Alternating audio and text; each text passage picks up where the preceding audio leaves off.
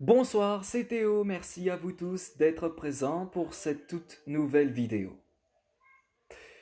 Pourquoi le sucre des fruits est bon pour la santé et le sucre transformé ne l'est pas?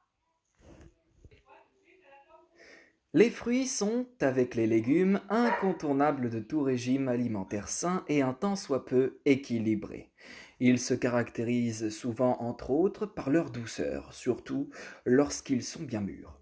Ce goût suave, si apprécié, provient de leur forte teneur en un type de sucre qui, on ne sera pas très surpris, s'appelle le fructose. Ils contiennent également du glucose, mais en quantité beaucoup plus faible. Nous allons dans cette vidéo nous concentrer sur le premier de ces deux sucres, car paradoxalement, le fructose pourrait bien être le plus nocif pour notre santé.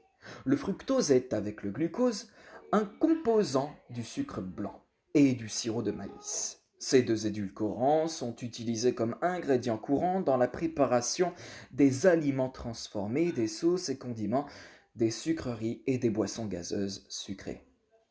Et c'est là que le problème commence. De nombreuses études associent une consommation accrue de ces produits à une incidence plus grande de maladies métaboliques telles que l'obésité, le diabète, la stéatose hépatique qui se traduit par un excès de graisse dans le foie et les lipides sanguins.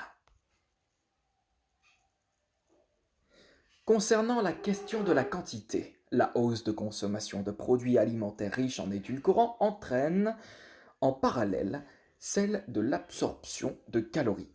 Calories qui, si elles ne sont pas brûlées, s'accumulent sous forme de graisse dans l'organisme et vont favoriser le développement des maladies métaboliques que je vous ai mentionnées auparavant. Malheureusement, ce type de régime hypercalorique pauvre en fruits et légumes et riche en graisse et fructose s'est mondialisé, d'où la croissance épidémique de ces pathologies. Pourtant, si vous consultez un diététicien ou un nutritionniste, vous trouverez toujours le même conseil.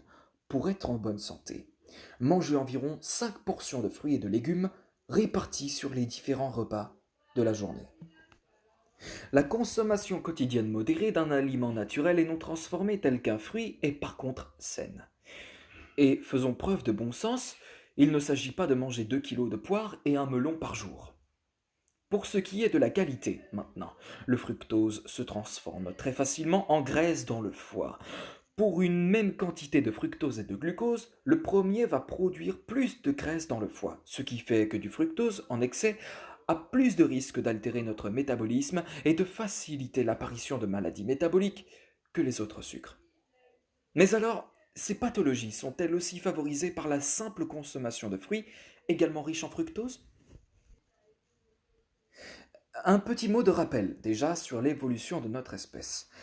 Nous sommes, quoi qu'en pensent certains, des singes et les chimpanzés sont nos lointains cousins. Pendant des millions d'années, nos ancêtres se sont adaptés à une alimentation variée, riche des légumes, graines et fruits cueillis. Lorsque nous prenons du fructose de manière traditionnelle, si l'on peut dire, nous ne l'ingérons pas seul, mais associé à son emballage naturel.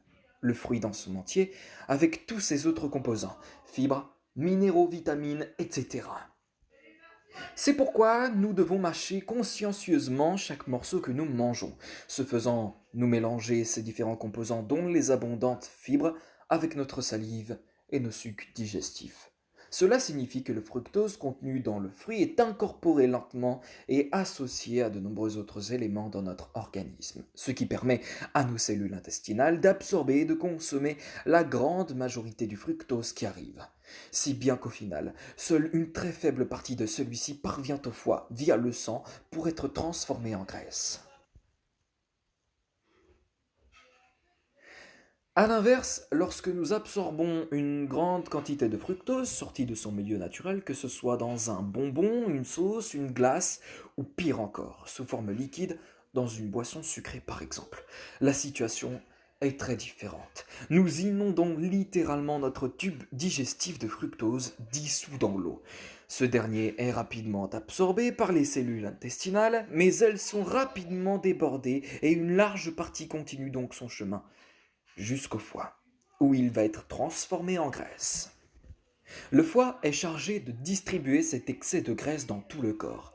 Si cela se produit de manière isolée, cela n'a guère d'importance.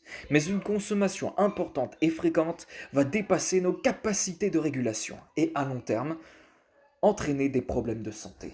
Cet excès de graisse déposé dans notre corps peut entraîner obésité, diabète, l'hypercholestérolémie, etc. Avec le temps, les troubles métaboliques augmentent également le risque de souffrir d'une crise cardiaque ou même d'un cancer. Par exemple, une étude a récemment été publiée et montre que plus la consommation de sucre est élevée, plus l'incidence du cancer est importante. Mais attention, cette liaison dangereuse fructose-pathologie s'applique principalement à la consommation de sucre liquide, sous forme liquide en tout cas, vous m'avez compris. De plus, lorsque l'association, et j'arrive plus à parler, entre apparition de cancer et consommation de jus de fruits est spécifiquement étudiée, elle est positive. Plus la consommation de jus de fruits est élevée, plus l'incidence des cancers est importante. Alors, le sucre des fruits, bon ou mauvais pour la santé? Si vous avez écouté ce qui précède, vous devinez la réponse. Consommer des fruits est évidemment bon, car nous les croquons, les mâchons, les mélangeons à d'autres aliments pour les rendre plus faciles à digérer. De cette façon, ces divers composants, y compris le fructose, sont lentement incorporés dans notre corps. Mais lorsque nous buvons du jus de fruits, la situation est différente. Nous absorbons beaucoup plus de fruits que si nous devions les éplucher, les mâcher, etc. De plus, comme nous ne prenons pas le fructose dans son emballage naturel, il est absorbé d'un seul coup, rapidement, atteint le foie, et une fois là, on a compris ce qui se passait. Les fruits sont donc de préférence à consommer en tant que tels, et les jus un plaisir auquel on peut s'adonner de temps en temps. Et si vous décidez de boire un jus, n'enlevez pas la pulpe. La pulpe aide le sucre contenu dans le fruit à pénétrer plus lentement dans notre organisme, tout comme cela se produit lorsque nous mangeons le fruit directement.